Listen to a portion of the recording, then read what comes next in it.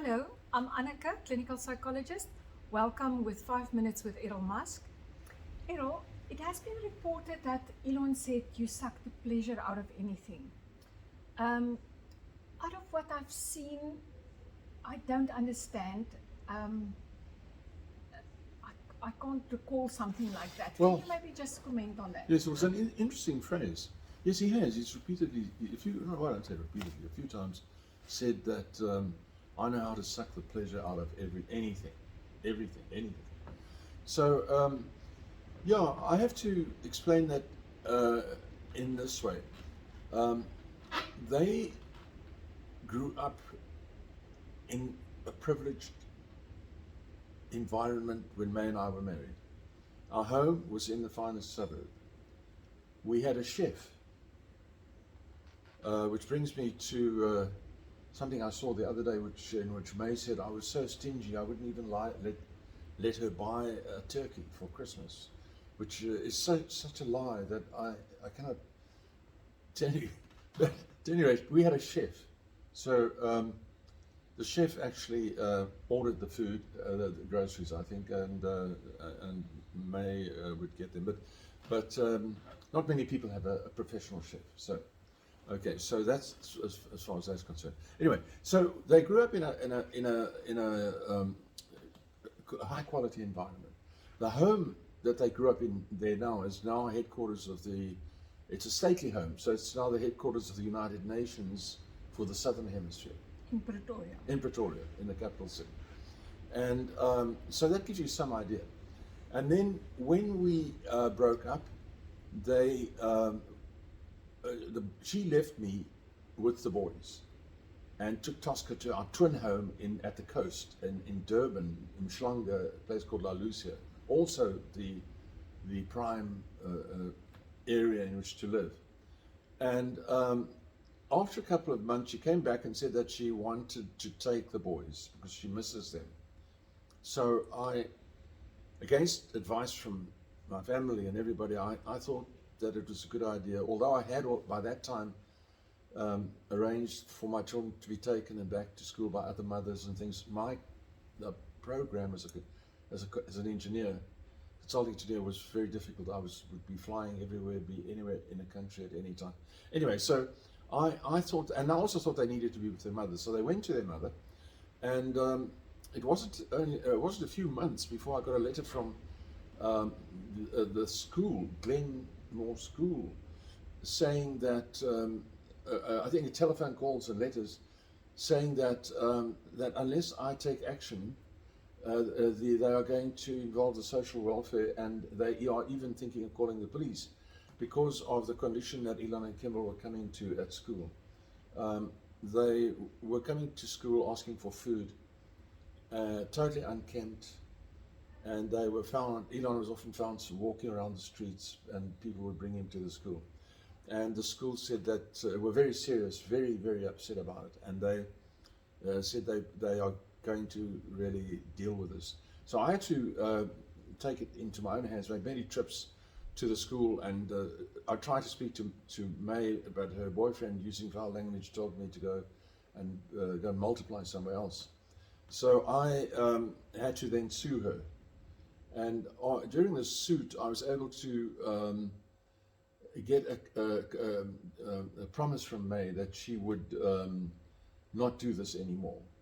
In fact, going back to when the first complaints were made by the school, our staff that we had in Durban, in La Lucia, the Constance, the maid, actually phoned me to say that she can't do it anymore, that the madam leaves her alone with the children for a week at a time without any food, and that Elon won't sleep throughout the night, he stays up the whole night, this type of thing. So, you know, we had a really solid case.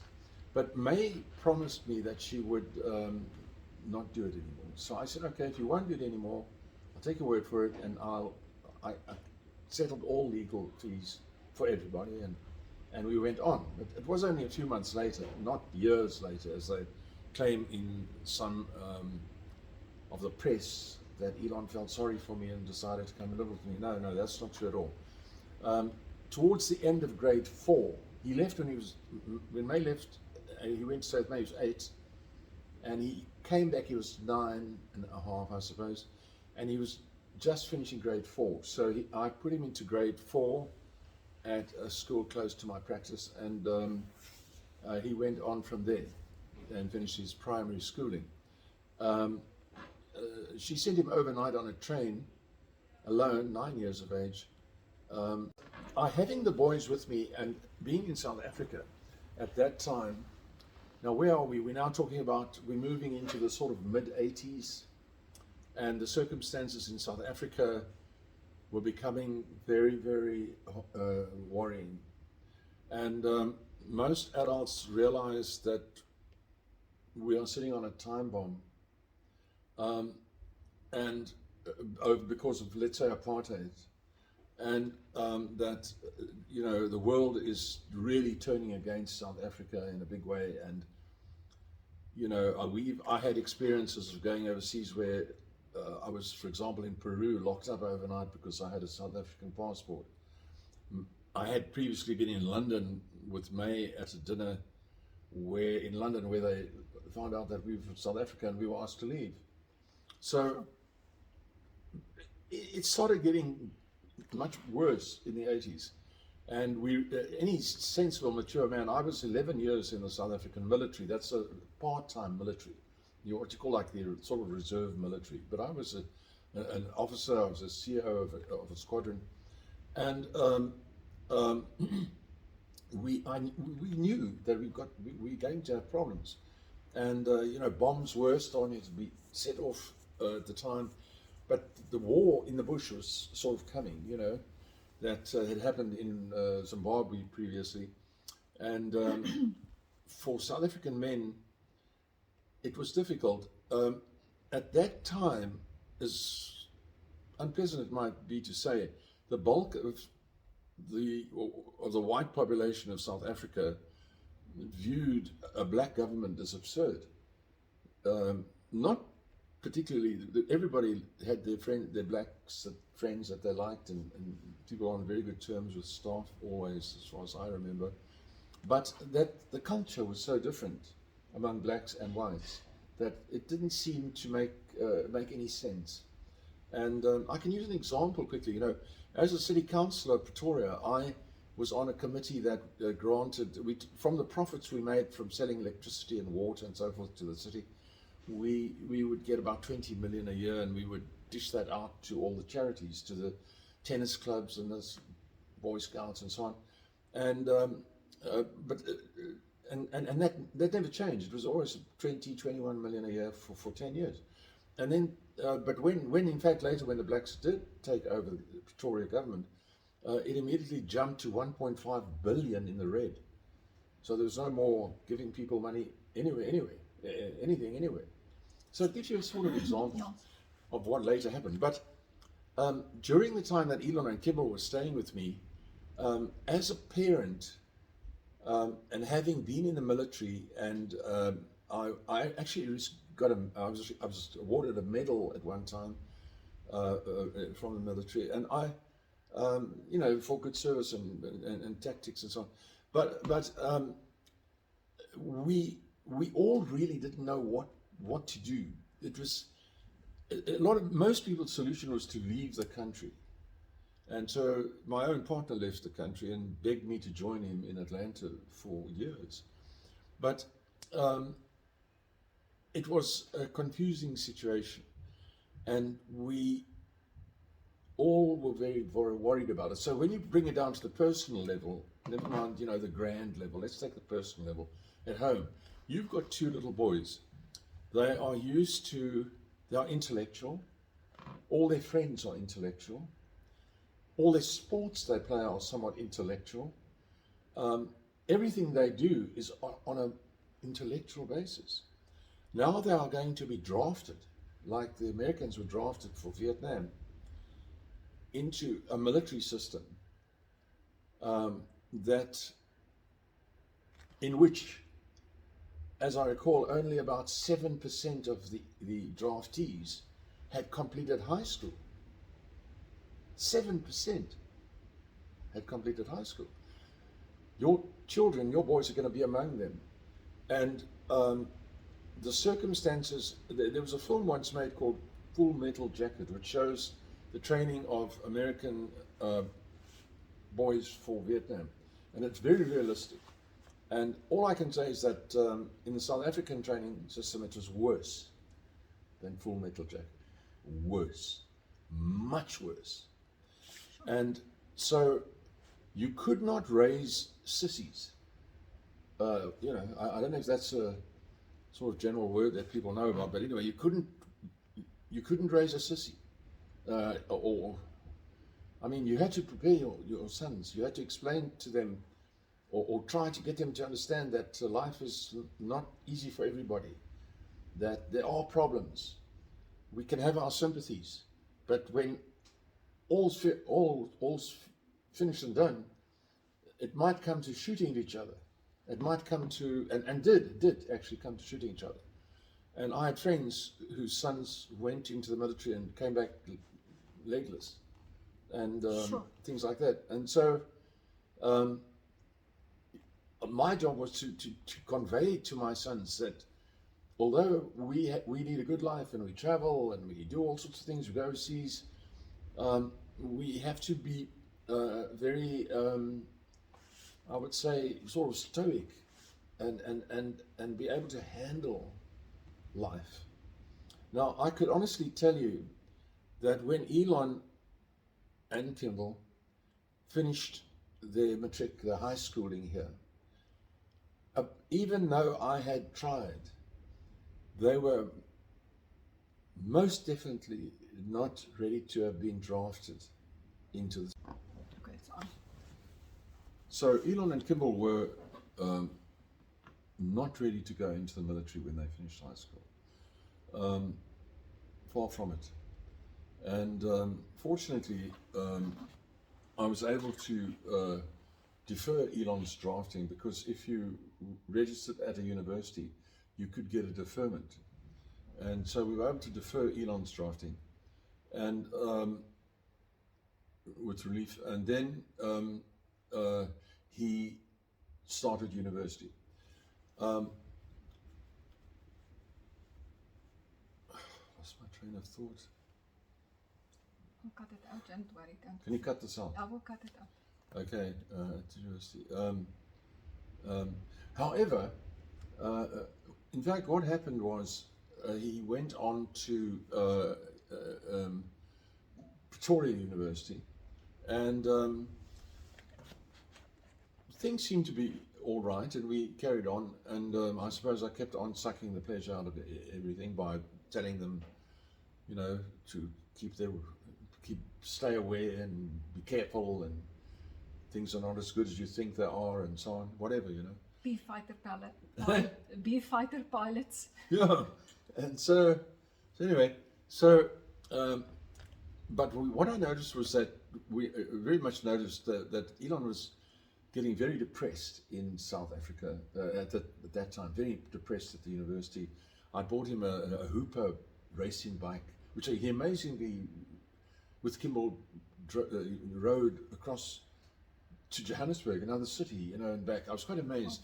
Anyway, and that was stolen at the university, and that also added to his sense of despair or something. And it was getting to a point where I had to try and do something. So on a particular day, it was the 31st, it was the Republic Day, the 31st day of May of that year, 1989, and we were due to go to a barbecue, and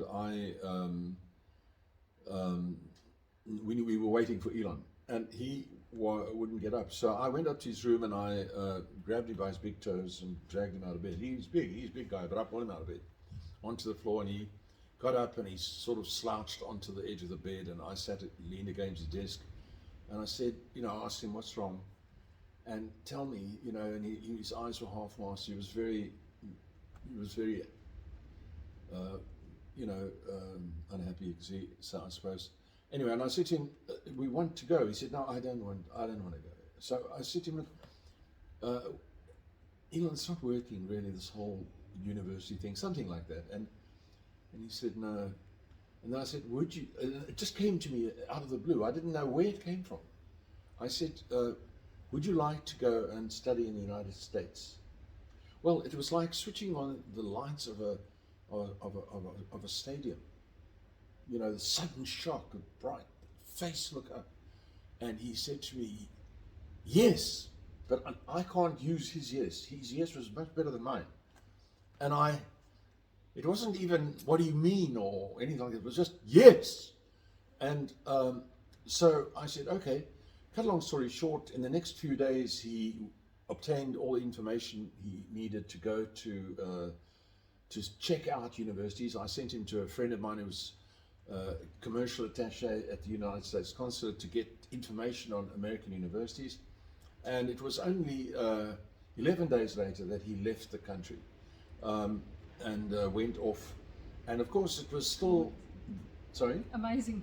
Yeah, it was still we had a great party for him and off he left. I mean, it was a bit worrying, of course, but he acquitted himself well in the United States later. We sent him to, obviously, we tried, you know, in this city, in that city, we've got this relative or that friend and so on. So we sent him a French friend, and he did well. And he was gone on the 11th of June of that year. And then that meant he still had quite a while before the new term starts in America in September to check out things. That was the idea. And he went on a return ticket with the idea that if, you know, for some reason it's not going to, he could just come back, but it was for a year. And of course he didn't come back. So that's that. But he acquitted himself well in the United States. He handled all the situations well. It was a much safer place to be than South Africa, obviously. And, you know, their youngsters could go about at night in the street. You know, I call it a budgie cage. You know, the hawks can't get at them, so they are like safe. Whereas that's not the case here, you see. So, but he acquitted himself well from one place to another. And in fact, he told me that when he was working as a waiter, although I must say, we used to have a big restaurant and he busboyed in it, so he knew about restaurants. And he was attacked by another waiter with a knife, apparently, he told me. And he handled it. And you know, Elon was big. I mean, he was no weakling. So, I mean, he handled it well. So, you know, it was good to hear that. Anyway, so coming back to the time that they were, you know, being prepared to do what they eventually did, was leave the country, was that you had to, as a parent, as a father, inculcate toughness into them. You had to. Somehow I didn't succeed. I mean, I really didn't. They weren't ready, as I said. They weren't ready when they left. When they left this country, they were not ready to have gone into the South African military. And I dread the thought of them having had to go into the South African military at that time. But nevertheless, I did try, as many of my friends, of course, also did with their sons. I remember one of Kimbal's friends, his name is Jonathan, to avoid military training, he joined the police. And one day he came, after a few months that he'd been in the police, this boy, probably 18, maybe 19, came in his full body armor and uniform to our house. And to visit Kimbal, and he had been in the police, or by that stage, already a few months. And you could see the stress on this boy's face. He had changed from a sweet, lovely boy into a drawn, I don't know if you know what I mean, drawn-looking, featured young man. His smile didn't have the same joy to it, his laughter and so on. And he did, he did mention to us that it's terrible that what he's doing. So I'm glad that in my case, my children didn't have to go, my boys didn't have to go into the military in South Africa. And I mean, very glad. And Thank you very much for that, Errol. If I, however, think about a situation where your younger daughter, Rose, made a video of the two of you driving in a vehicle and you acting like Elvis, that's a beautiful video. I'm sure you had a lot of fun. I could clearly see there was not in that situation. No, this was quite recently. I mean, Rose was in her final year of high school at that time. So, and what are we talking about? 3 years ago, something like that. And you know, so we are in a very fortunate position. Although South Africa suffers from extraordinary corruption, I mean, terrible corruption. But we are learning that it's happening everywhere. You know, in the United States and places you would never expect. But anyway, we suffer terrible corruption in this country, and but apart from that, I mean, we don't have any racism. So it's like a giant bonus. There's no such. I haven't seen racism in action in South Africa in years. I can't even remember ever. I can't remember any racist incident. There's no such thing anymore. I see it everywhere. No racism. So what an incredible bonus that is to have in a country, and to actually see other countries have not achieved what we've achieved. We don't have riots about racism and Black Lives Matter or White Lives Matter. We don't have racism anymore. We just don't have it. No, It doesn't exist. It's much better now. But thank you for your view on pleasure and not pleasure. We all understand what happened in extreme stress. Yeah, interesting viewpoints. Thank you, Errol. Thank you.